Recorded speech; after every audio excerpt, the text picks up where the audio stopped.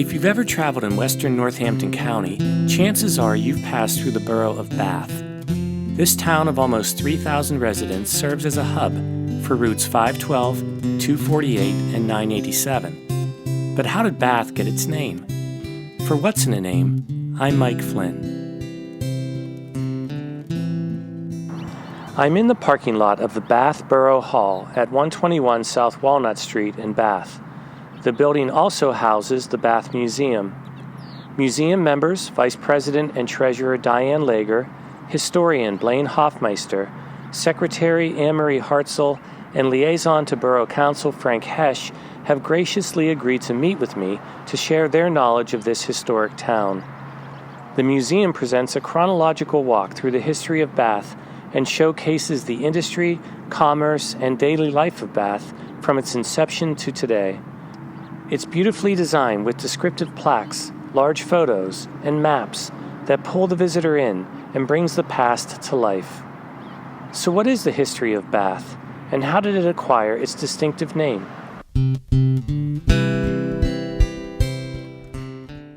We begin our story in 1728, when the area that will become Bath was settled by Scotch-Irish immigrants. But the year that marks the beginning of this community is 1737. That's when 247 acres were deeded to Scotch-Irish immigrant Daniel Craig from William Allen, and the area became known as the Craig or Irish settlement. So how did the Craig settlement become Bath? As you probably guessed, the name was taken from Bath, England, whose name derives from the ancient Romans who built their signature baths there in 60 AD. In 1771, Margaret Allen, the daughter of William Allen, married wealthy New Yorker James Delancey, who owned a considerable amount of land in Northampton County. James and Margaret were loyalists, and when the American Revolution broke out in 1776, they fled to England to live out the rest of their days. James died in 1800 and is buried in St. Swithin Churchyard in Bath, England. Margaret died 27 years later in Kent. The prevailing story is that Margaret named the area Bath in honor of her husband. But it wasn't until February of 1856 that it became official. That's when Bath incorporated as a borough, becoming the third borough in Northampton County after Easton and Bethlehem.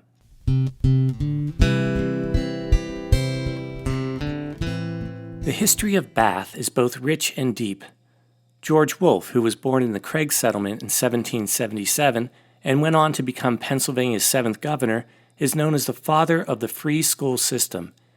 He and other young boys studied at what became known as the Wolfe Academy, about 1 mile south of Bath. Today, it is operated by the Governor Wolfe Historical Society.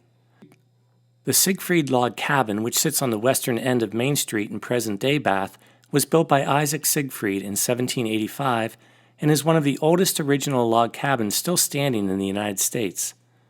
Today, it is owned by the Borough of Bath and is open to visitors various times throughout the year.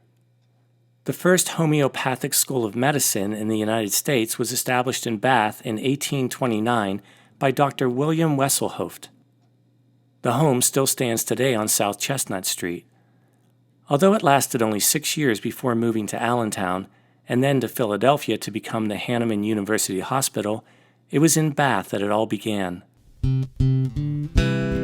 In April of 1976, in commemoration of the U.S. bicentennial, the mayor of Bath, England, and her entourage paid visits to their sister cities in the United States.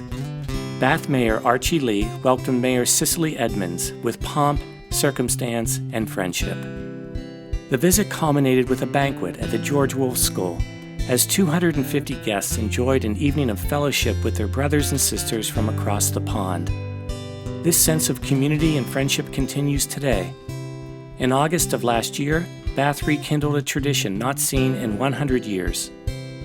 Old Home Week, a homecoming of sorts, featured picnics, a softball tournament, and the burying of a time capsule.